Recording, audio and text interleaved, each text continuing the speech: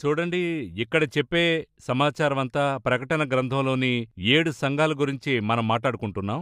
ఈరోజు కూడా మన కార్యక్రమానికి ఎండి జగన్ వచ్చారు. హెవెన్లీ ల్యాడర్ మినిస్ట్రీ నుంచి. ఆయనకు స్వాగతం. బ్రదర్ జగన్ ఎలా ప్రైజ్ ఉన్నారు? The lord. బాగున్నాను. ఈ 7 సంఘాల్ని సహజంగా మనం చూస్తున్నప్పుడు 7 రకాలైన కోణాలున్నాయి కదా! 7 సంఘాల గురించి ఓవర్కమ్ అంటే జయించుము అనే మాట వింటున్నాం కదా! ఇక్కడ మరొక ముఖ్యమైన విషయం ఉంది. అదేంటంటే, ఈ 7 సంఘాల్లో ఇప్పటికీ అంటే 2000 ఏళ్లు దాటిపోయే కూడా నేను ఏ సంఘానికి చెంది ఉన్నాను అనే విషయాన్ని గుర్తించగలుగుతారు కదా! ఈరోజు మనం కొత్తగా ఒక సంఘాన్ని చూడబోతున్నాం. దానికి ముందుగా 2000 ఏళ్లుగా అప్డేట్ అవుతూ వస్తున్న విషయాన్ని మళ్ళీ మళ్ళీ అప్డేట్ చేసుకుంటూ ఉన్నాం. ఇంకా ఎన్నేళ్లు జరిగిపోయినా ఈ 7 సంఘాల్లో ఏదో ఒక విధంగా మనం సరితూగుతాం. ఈ విషయం పాత్మస్ ద్వీపంలో దేవుడు యోహానుకు తెలియజేసి వ్రాయమని అంటున్నాడు. ఈ అప్డేట్ విషయాన్ని మీరు ఎలా వివరిస్తారు? చూడండి, ఇప్పుడు ఆ 7 రోజుల్లో దేవుడు సృష్టిని కలుగజేస్తున్నాడు. అవునా? ఆ విధంగా 7 రోజులు ప్రతిరోజు ఒక్కొక్కటి సృష్టిస్తున్నాడు. ఇప్పుడు ఈ లోకాన్ని తీసుకున్నట్లయితే మీరు ఈ లోకంలో ఏది చేసినను ఈ 7 లోపలే ఉంటాయి. 7 రోజుల లోపల 7 రోజుల్లో సృష్టి ఏది జరిగిందో ఆ సృష్టినే ఆధారం చేసుకుని ఉంటాయి. ఒక ఉదాహరణకు చెప్పాలంటే వెలుగును ఆధారం చేసుకుని ఉంటది, లేక నీటిని ఆధారం చేసుకుని ఉంటది. అట్లు కాకపోతే ప్రకృతి, చెట్టు, కొండలు, వృక్షాలు వీటిని ఆధారం చేసుకుని ఉంటది. లేకపోతే సూర్య చంద్ర నక్షత్రాలు, లేకపోతే పక్షులు, సముద్రము, చేపలు, లేకుంటే మనుషులు, జంతువులు. ఈ 6 తప్పించి మరిక దేన్ని పెట్టుకుని ఈ లోకాన్ని కన్ఫర్మ్ చేసుకోలేరు. ఈ లోకములో ఉన్న యావత్తు వీటిలో ఏదో ఒక దాంట్లో ఉంటది. ఇదే ఫౌండేషన్. ఇదే ఫౌండేషన్. ఇప్పుడు మీరు ఇన్వెన్షన్ అని చెప్పారంటే, అవునా, ఇన్వెన్షన్ అని వెతికినట్లయితేనే 7 ఏదో ఒక దాంట్లోంచే ఇన్వెన్షన్ చేయగలరు. ఇది తప్పించి మరొక దాంతో ఇన్వెన్షన్ చేయలేరు. ఎందులో నుండి చేయలేం. ఎందుకంటే దేవుడు 7 అనుగ్రహించి ఇందులో నుండి ఏదైనా చేసుకోమంటున్నాడు. మీరొకవేళ మృగాన్ని వచ్చి మార్చుకోవచ్చు. ఎలా మార్చొచ్చంటే, మేకను ఆవును కలిపి ఒక క్రొత్త దాన్ని తయారు చేస్తారు. కొందరు చేస్తున్నారు. అవును. జిఎంఓ ప్రోడక్ట్ ఉంది, హైబ్రిడ్ వర్షన్ ఉంది. అది దేవుడు చేసిన ప్రోడక్ట్ కాదు లేదు, కదా! మనుషుడు ఏది చేసినను ఈ 7లోనే అతడు ఏమైనా మార్చి ఏదో కలగలుపు చేయగలడు గాని 7 నుండి ఏదో కొరతదాన్ని 8వది చేయలేడు. స్పిరిచువలీ ఈ లోకములో ఉన్నటువంటి ఆధ్యాత్మిక స్థాయిలో ఈ 7 విధములైన సంఘాలే ఉంటాయి. ఇది తప్పించి మరే సంఘాలు ఉండవు. ఎందుకని ఈ 7 విషయాల్ని యోహానుతో లిఖించమని ఆ పద్మాసు ద్వీపంలో 7 సంఖ్యను ప్రత్యేకంగా చేసి చెప్పాడు? ఎందుకని? ఎంతో దీర్ఘంగా దేవుడు ఈ విషయాల్ని నూతనపరిచాడు. కనుకే వీటిని తెలియజేయమని చెప్పడం ఆ విషయం బాగా అర్థం అవుతోంది. అది కాకుండా మరేదైనా అర్థం ఉందంటారా? లేదు, ఆయన వచ్చేంత వరకు కూడా ఈ 7 విధములైన సంఘాలే లోకములో ఉంటాయి. వేరే సంఘాలే ఉండవు. సో వీటిని చూసి మీరు అర్థం చేసుకోండి. మీ సంఘం ఎలాగుంది? మీరు చర్చ్ అంటే మనమే, క్రొత్త నిబంధన ప్రకారం నేనెలా ఉన్నాను? నేను ఎఫెసులాగా ఉన్నానా? ఆదిలో కలిగిన ప్రేమను వదిలేశానా లేక ఉందా? నేను ప్రభువును స్వీకరించినప్పుడున్న ప్రేముందా? స్ముర్ణవలే నా జీవితం ఉపద్రవంలో ఉందా? నేను సాక్ష్యము కలిగిన సువాసన వెదజల్లుతున్నానా? తరువాత పెర్గెమువలే నేను లోకముతో పోయి దేవుడు కలువకూడదని చెప్తే నేను వెళ్లి కలుస్తున్నానా? తరువాత తొయతైరా ఎలా అని మనం చూడబోతాం. ఇటువంటి లక్షణాలు నాకు ఉన్నాయా? వీటినే మనం చెక్ చేయాలి. దాన్ని చెక్ చేయడానికే ఇది కొలబద్ద లాంటిది. ఈ కొలబద్దను పెట్టుకుని ప్రతి ఒక్కరూ తమ సంఘాన్ని తమను కొలుచుకోవాలి. అంతే, టెస్ట్ చేసుకోవాలి. అంటే ఇదొక కొలబద్ధంగా మనం చూడాలన్నమాట. ఈ 7 సంఘాలను. ఇప్పుడు మనం 4వ సంఘాన్ని తయతర సంఘం గురించి తెలుసుకోబోతున్నాం. ఈ తయతర సంఘం యొక్క చరిత్ర ఏంటి? దాంట్లోని ప్రత్యేకమైన విషయాలేంటి? ఎందుకని ఈ తయతర సంఘాన్ని ఇంత లోతుగా మనం నేర్చుకోవాల్సిన అవసరం ఉంది? ఈ తుయతైరా సంఘాన్ని చూసినట్లయితే ఈ 7 సంఘాలకి నడుమ ఉంటుంది. మధ్యలో సెంటర్లో 7 సంఘాలంటే ఇటు 3 అటు 3, మధ్యలో ఇది 4వ సంఘం అలా చెప్పుకోవచ్చు. ఇది ఒకటి. ఇప్పుడు ఈ సంఘాలకైనా పాత నిబంధనలో ఒక సూచనగా ఉంది, ఒక నీడగా ఉంది. అదేంటని అడిగినట్లయితే ఈ ప్రత్యక్షపు గుడారములో 7 దీపాలుండే దీపస్తంభం ఉంటుంది. మీరు చూసే ఉంటారు. 7 దీపాలు ఉండేటువంటి దీపస్తంభములో మధ్యలో ఒకటి ఉంటది. ఇటు ప్రక్క 3 అటు ప్రక్క 3 మెనోరా అని చెప్తారు. మీరు చూసే ఉంటారు. మన దీంట్లో ఉంటది. దానికి సెంటర్ స్టాండ్ ఉంటుంది. ఆ సెంటర్ స్టాండ్ చుట్టూ ఇటు ప్రక్క 3 ఇళ్లలో కూడా చూస్తూ ఉంటాం. చూచాం. ఈ సెంటర్ స్టాండ్ చాలా ప్రాముఖ్యం. చేసేటప్పుడే సెంటర్ స్టాండ్ నుండి 3 కొమ్మలు ఇటువైపు 3 కొమ్మలు అటువైపు అని చెప్తాడు ఆయన. సో అక్కడ చెప్పబడుతున్నటువంటి 7 కొమ్మలు ఆ మెనోరాలో ఉండేవి 7 సంఘాలే. 7 స్టాండ్స్ అని దానికి పేరు. ఈ 7 దీపాలు 7 సంఘాలేనా అని మీరు దేవుని వాక్యం ఓసారి చూసుకుంటే ఇక్కడ వాక్యం స్పష్టంగా చెప్తుంది. 7 సువర్ణ దీపముల మధ్య సంచరించువాడు చెప్పునదేమనగా ప్రకటన 1:20లో రాయబడి ఉంటుంది. నా కుడి చేతిలో నీవు చూచినవి 7 సువర్ణ దీపస్తంభములు, అనగా 7 స్తంభములు. అప్పుడు 7 దీపస్తంభములు 7 సంఘాలను సూచిస్తుంది. అక్కడ మీరు బాగా గమనించినట్లయితే ఒక స్తంభము నడుమ ఉంటుంది, దానికి 6 కొమ్ములు ఉంటాయి. 7 దీపస్తంభాలు 7 సంఘాలకు గుర్తు. దాని యొక్క గుర్తే ఇక్కడుంది. సో మధ్యలో ఉన్నటువంటి స్తంభము చాలా ప్రాముఖ్యం. బేస్. ఆ 3ను దీన్ని ఆధారం చేసుకుంటాయి, ఇటు 3 దీన్ని ఆధారం చేసుకుంటాయి. ఇదే అన్నిటికి మధ్యన ఉంటుంది. అదేలాగున ఈ తుయతైరా సంఘానికి ఒక ప్రాముఖ్యత ఉంది. ఏమిటి ఆ గుర్తంటే, ఈ తుయతైరా సంఘానికి ముందు ఉన్న 3 సంఘముల కాలఘట్టము అంటే ఎఫెసు, స్ముర్నా, పెర్గము. ఈ తుయతైరా సంఘానికి తర్వాత ఉండే సంఘాల కాలఘట్టాలు కూడా సార్దీస్, ఫిలదెల్ఫియా, లవదొకియా. ఇవి రెండిటికిని దీని తరువాతనే సంఘము రూపురేఖలు మారుతుంది, లోక చరిత్ర మారుతుంది, ప్రపంచంలోనివన్నీ మారుతుంది. ఇదొక్కటే మధ్యలో ఉంటుంది. ఇప్పుడు క్రీస్తు పూర్వం శకం విభజిస్తాం కదా, ఆ విధంగా తుయతైరాకు ముందు వెనుకని మీరు విభజించవచ్చు. ఓకే, సంఘ చరిత్రనే విభజించవచ్చు. అంటే ఆ స్థాయికి ఒక ప్రత్యేకమైన సభే ఈ తుయతైరా. ముందుగా తుయతైరా అంటే ఏంటి అర్థం అంటే, నేను ఈ వ్యత్యాసాన్ని మీకు తర్వాత చెప్తాను. ఎలా ఇది మధ్యస్థానంలో ఉండి దీనికి ముందున్నటువంటి సంఘకాలము, దీని తర్వాత సంఘకాలము అనేది ఏమిటని తర్వాత చెప్తాను. తుయతైరా అంటే ఏంటి అని అడిగినట్లయితే, స్త్రీ పరిపాలన, ద వుమెన్ రూల్స్ అని చెప్తారు. స్త్రీ యొక్క పరిపాలన. ఈ స్త్రీ పరిపాలన ఎలా పొందికవుతుంది? ఎందుకు ఈ తుయతైరా అనే మాటకు ఇప్పుడు కూడా మీరు చూసినట్లయితే యూరోపా అని చెప్పుకుంటాం కదా, యూరోప్ ఖండాన్ని మీరు చూసుంటారు కదా. యూరోప్ కాంటినెంట్ అనే పేరు ఎక్కడి నుండి వచ్చిందంటే యూరోపా నుండి వచ్చింది. యూరోపా అనేటువంటి పేరు ఎక్కడి నుండి వచ్చిందని గమనిస్తే, ఒక స్త్రీ ఒక మృగము పైన కూర్చునుండుటే యూరోపా యొక్క గుర్తు. మీరు గూగుల్లోకి వెళ్ళి ఇమేజెస్ని చూస్తే, యూరోపా అని మీరు కొడితేనే ఆ ఇమేజెస్లో మీరు ఒక మృగము పైన ఒక స్త్రీ కూర్చున్నట్టుగా ఏన్షియంట్ సింబల్స్ వస్తాయి, ఇప్పటి సింబల్స్ కూడా వస్తాయి. ఇప్పుడు తుయతైరా సంఘము యొక్క చిహ్నం ఏంటని మీరు చూసినట్లయితే, ఒక స్త్రీ పరిపాలన.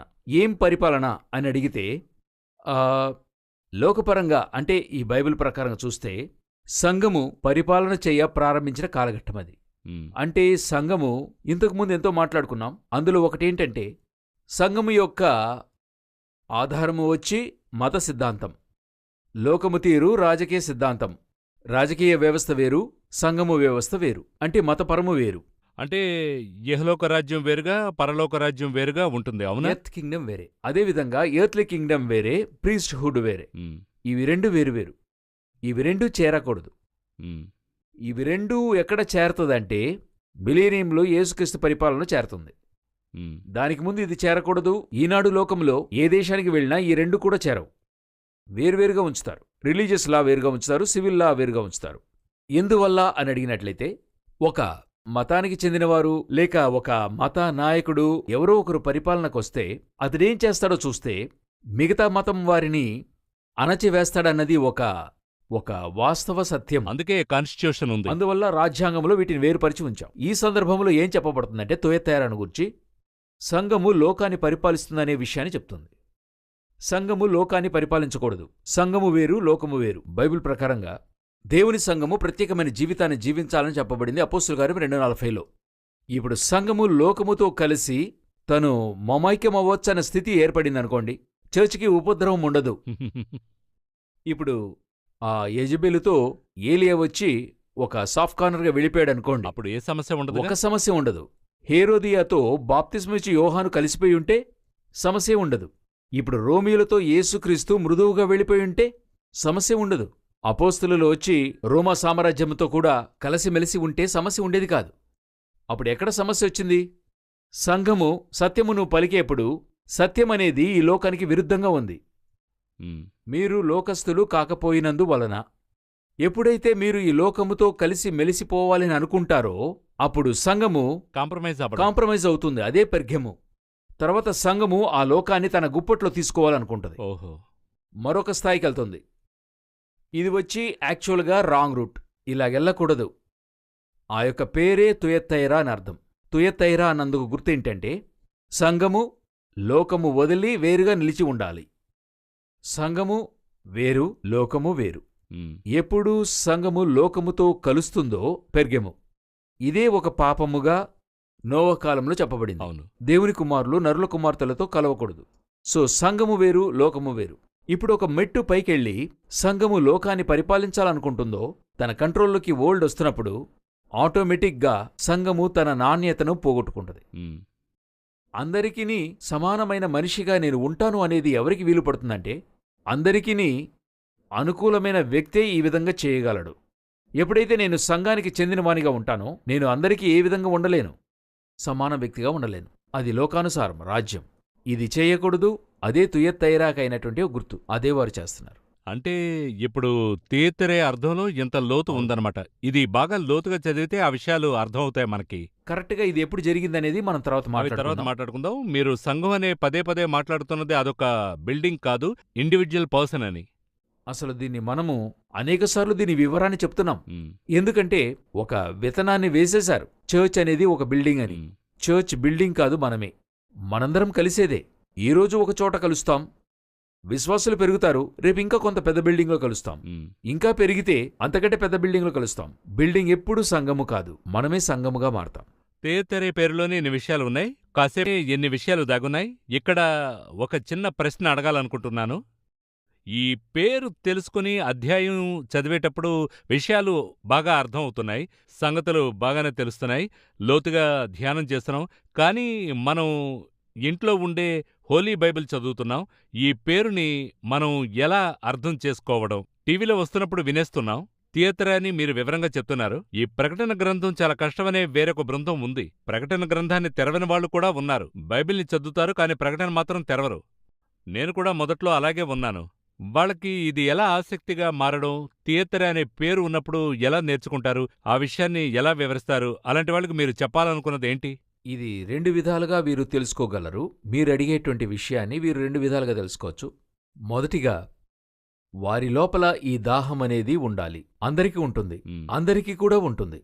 ఎందుకు ఈ పుస్తకం ఈ విధంగా ఉంది అంటే, సామాన్యంగా లేకపోయినా ఈ పుస్తకాన్ని చదివేటప్పుడు ఇదేంటి ఇంత కష్టంగా ఉంది, ఈ కార్యములు జరిగేప్పుడు వారు తెలుసుకోవాలనే ఆసక్తి పెరిగిందంటే, ఆసక్తి. డిసైర్ అది వచ్చినప్పుడు పరిశుద్ధాత్ముడు దానికోసం అనువైన మార్గాల్ని తెరిచి ఉంచుతాడు. అంటే మీరొక ముఖ్యమైన మాట చెప్తున్నారు, అది పరిశుద్ధాత్మ అవును. అని. పరిశుద్ధాత్ముడు ఒక్కడే వీటిని వివరించగలడు. ఇప్పుడు ఈ సంఘాలను గురించి చెప్పేటప్పుడు ఏమంటున్నాం? పరిశుద్ధాత్మ సంఘాలకు చెప్పేది చెవులు గలవాడు వినుగాక. అది ప్రీ కండిషన్ గా ప్రీ చెప్పేశారు. కండిషన్. అప్పుడు పరిశుద్ధాత్ముడు దీన్ని మీతో చెప్పడానికి ఒక మార్గాన్ని తెరిచి ఉంచుతాడు. ఎలాగైనా కావచ్చు. ఒక ఉదాహరణకు, ఒకప్పుడు నేను చెప్పేది 1993లో నాకు బాప్తిస్మమును గూర్చినటువంటి ఒక సందేహం ఉండింది. ఉమ్, నన్ను కన్ఫ్యూజ్ చేశారు. ఏది సరి అయింది, ఏది తప్పు, ఇలాగా ఒక గందరగోళం ఉన్నప్పుడు నేను తిరుచిలో ఏదో ఒక మీటింగ్కి నేను వెళ్ళాను. నేను రోడ్లో నడిచి వెళ్తున్నాను. వెళ్ళేటప్పుడు ఎదురుగా ఉన్నటువంటి వ్యక్తి నా దగ్గరకు వచ్చి, బ్రదర్, ఈ బుక్ మీరు చదవండి, మీకు ఉపయోగంగా ఉంటుందని చెప్పి, ఉమ్, అతడు ఎవరు ఏమిటని తెలియదు, అతను వెళ్తున్నాడు. అతనిచ్చిన పుస్తకాన్ని చూసినప్పుడు సహోదరులు శామ్ జబదోరి రాసిన ఏది బాప్తిస్మము అనే పుస్తకం అది. ఉమ్, నా ప్రశ్నకైనటువంటి జవాబు నాలోనికి వచ్చినప్పుడు అది పరిశుద్ధాత్ముడు నాకు అందిస్తున్నాడు. ఇది ఒక్కసారి కాదు, ఈ విధంగా పలుమార్లు నాకు జరిగింది. ఉమ్, నాకో ప్రశ్న ఏర్పడినప్పుడు పరిశుద్ధాత్ముడు నాకు మార్గాన్ని తెరిచి నాకు బోధిస్తాడు. అందరికీ ఈ విధంగానే జరుగుతుందా అన్నట్లయితే అందరికీ జరుగుతుందన్న అవకాశం లేదు. ఉమ్, కొంతమందికి జరుగుతుంది, మరి కొందరికి జరగదు. రెండవది, అందరికీ అప్లై అయ్యే విధానం ఉంది. ఇది ఏంటని అడిగినట్లయితే, ఒక సంఘములో 5 విధములైన పరిచర్య అని చెప్తాం. అందులో ఒకటి బోధకులు. ఈ టీచింగ్లో సంఘములో ఇది బోధించాలి. ఒక బోధకుడు ఇది అందరికీ తెలియజేయాలి. ఇప్పుడు మనం ఒక టీచర్, మనం కూర్చున్నాం, మనకొక అవకాశం దొరికింది. ఎవరు చూస్తున్నారు, ఎవరు చూడలేదనేది కాదు, మనం చెప్తున్నాం. ఇది ఎవరో కొంతమందికి అర్థమవుతుంది. అయినా మనం బైబిల్లో ఉన్న విషయాలే చెప్తున్నాం. ఇదే విధంగా ప్రతి సంఘము, ఆ సంఘములో ఉన్న బోధకుడు, ఒకవేళ పాస్టరే టీచర్ అయ్యి ఉండవచ్చు, లేదంటే ప్రత్యేకించిన టీచర్ ఉండొచ్చు, బైబిల్ టీచర్గా ఉండవచ్చు. అతడు వీటిని తీసుకుని ఖచ్చితంగా బోధించాలి. అన్ని పుస్తకాలు ఎంత ఆసక్తిగా చెప్పుకుంటున్నామో దీన్ని కూడా ఆ విధంగా బోధించాలి. ఇది వదిలివేయబడిన పుస్తకమో, చదవకూడని పుస్తకమో, కష్టమైన పుస్తకమో కాదు. ఇదెలాగంటే, మిగతా పుస్తకాలు ఎలాగో అదేలాగనా ఇది. ప్రతి పుస్తకానికి ఒక ప్రత్యేకత ఉన్నట్టుగా దీనికి ఒక ప్రత్యేకత ఉంది. ఇప్పుడు కీర్తనలో ఒక ప్రత్యేకత ఉంది, పరమగీతములో ఒక ప్రత్యేకత ఉంది, అదేలాగా ఇందులో ఒక ప్రత్యేకత ఉంది. రెవల్యూషన్లో ప్రత్యేకంగా దీన్ని ఉంది. తీసుకుని సంఘ బోధకుడు ఖచ్చితంగా బోధించాలి. చెప్పాలి. 66 పుస్తకాల్లో దీన్ని కూడా బోధించాలి. అప్పుడు సంఘానికి ఈ విషయాలు, రహస్యాలు తేటతెల్లమవుతాయి. చాలా చక్కగా ఈ విషయాన్ని మీరు వివరించారు బ్రదర్. బ్రేక్ తీసుకోవడానికి ముందుగా చూసాం. ఆ పేరుకు అర్థమేంటో కూడా మీరు చెప్పారు. ఇది ఎక్కువగా చదివేటప్పుడు దాని యొక్క స్థలం, సమయం తెలుసుకుంటే బావుంటుందనుకుంటున్నాను. ఇప్పుడు తుయతైరా పట్టణాన్ని గురించి చూద్దాం. ఈ తుయతైరా టర్కీలో ఉన్నటువంటి ఒక సిటీగా ఉంది. ఇక్కడే మనకు బాగా తెలిసిన ముఖ్యమైన ఒక కీ పర్సన్ మీకు తెలిసే ఉంటది. అది ఎవరని చెప్పుకోవాలంటే ఒక మంచి ఈజీగా మనందరికీ తెలిసేలాగున ఎవరని అడిగినట్లయితే లిడియా అనేటువంటి ఒక తల్లి ఉంది. లిడియా అని చెప్పి బైబిల్లో వస్తారే. అవునండి. ఆమె ఏ ఊరికి చెందినామంటే ఈ ప్రాంతానికే. అవును, ఆవిడ ఒక బిజినెస్ లేడీ, తొయోతేరా పట్టణస్తురాలు. ఆ ఊరు ప్రత్యేక వ్యాపారం ఏంటంటే ఊదా రంగులు తయారు చేయటం. సో ఇటువంటి ప్రత్యేకమైనవి అక్కడ చేస్తుంటారు. ఇదొక పెద్ద వ్యాపార స్థలం. ఈ తొయోతేరా మహా పెద్ద వ్యాపార ప్రదేశం. సో ఈ తొయోతేరా పట్టణంలో ఉన్నటువంటి ముఖ్యమైనటువంటి విషయాలు ఏమిటని గమనిస్తే ప్రతి ఊరికి ఒక ప్రత్యేకత ఉన్నట్టుగా ఇక్కడ స్త్రీలకైనటువంటి ప్రత్యేకంగా ఊదారంగుల తయారీ, దాని సంబంధిత విషయాలు తయారు చేసే స్థలం. ఇది రోమీలకు ఒక బిజినెస్ సెంటర్గా ఉండింది. ఇది టర్కీలో ఉంది. ఇంతవరకు ఈ విషయాలు చూసాం. అయితే ఈ తొయోతేరా సంఘం యొక్క ఈ సంఘమును గురించి చెప్పుకున్నాం. అక్కడ వారు జరుపుకున్న కూటములు, కట్టడాలు ఈనాడు శిథిలావస్థల్లో కనపడుతుంటాయి. ఇప్పుడు మీరు వెళ్ళినట్లయితే అదొక టూరిస్ట్ స్పాట్గా వారు ఉంచుకున్నారు. దాన్ని ఆధారం చేసుకుని కొన్ని మ్యూజియం సెంటర్స్ కూడా ఉన్నాయి. ఈనాటికి మీరు వెళ్ళి చూడొచ్చు. అదొక టూరిస్ట్ స్పాట్గా ఉంది. దీని వెనుక ఇంకా కొన్ని విషయాలను చూసినట్లయితే అక్కడ రహస్యంగానే ఉండాలని చెప్తున్నారు. అయితే రహస్యం కావడం వల్ల రుజువు లేనందువలన దాని గురించి మాట్లాడుకోవద్దు. అనేక విషయాలు ఈ సంఘము యొక్క మొదటి శతాబ్దపు చరిత్రలు ఈ తొయోతేరాను ఆధారం చేసుకుని ఉన్నాయి అని చెప్తుంటారు. ఈ తొయోతేరా పట్టణాన్ని గురించి ఇంత మనం చెప్పుకునేప్పుడు ఈ తొయోతేరా దేని గురించి ప్రస్తావించబడుతుంది, ఈ సంఘం మనకు ఏం తెలియజేస్తుందనే విషయానికి వస్తే ప్రభువు దాని గురించి చెప్తూ నేను నీ మీద కొన్ని తప్పిదములు మోపవలసి ఉన్నదంటున్నాడు. అవును, ఎవరిని గురించి అంటే యెజెబెలుని గురించి చెప్తున్నాడు. యెజెబెలు గురించినటువంటి విషయాన్ని చెప్తున్నాడు. ఈ యెజెబెలు గురించినటువంటి విషయం ఇక్కడెందుకు వస్తుంది అని అడిగినట్లయితే కొంచెం దీన్ని మనము ఆలోచించాలి చరిత్రాత్మకంగా. ఎందుకు చరిత్రాత్మకంగా అన్నట్టయితే ఇప్పుడు పెర్గేము సంఘకాలము వచ్చి క్రీస్తు శకము 333 నుండి 538 వరకు అని గత ఎపిసోడ్లో చెప్పుకున్నాం. ఆ 538తో రోమా ప్రభుత్వం వారి పరిపాలన అంతమునకు వస్తుంది. ఒక శకం పూర్తయింది. ఒక ఎరా ముగిస్తుంది. ఎలా ముగించిందని అడిగితే రోమా ప్రభుత్వం వారి పరిపాలన విధానం మారుతుంది.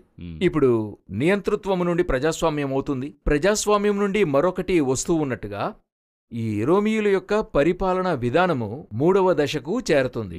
మొదటి దశ ఏంటని అడిగినట్లయితే క్రీస్తు శకము 332కు ముందుగా భయంకరమైన డిక్టేటర్స్ డయాక్లిషియన్, నీరో, తర్వాత మరి అక్టోబియన్. సో వారి యొక్క కాలములో భయంకరమైన క్రూరమైన రాజులందరూ వచ్చారు.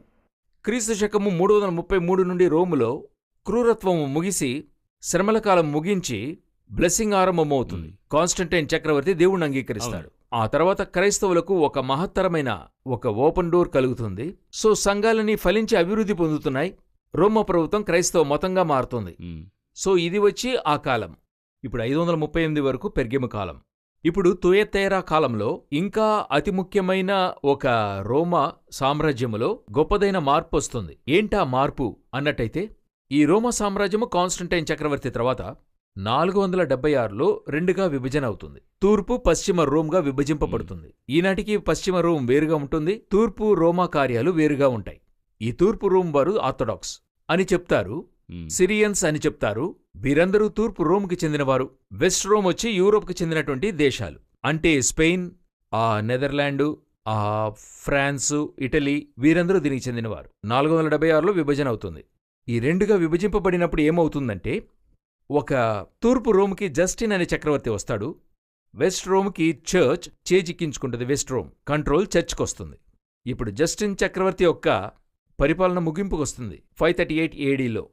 ఆ 538లో ముగింపునకు ఎలాగొస్తుందంటే ఈ రెండు భాగాలు ఒకటిగా చేసి ఒకే రోమ్గా మారుస్తున్నారు. దీనికి పేరే రిఫార్మ్డ్ రోమన్ ఎంపైర్ అని చెప్తారు.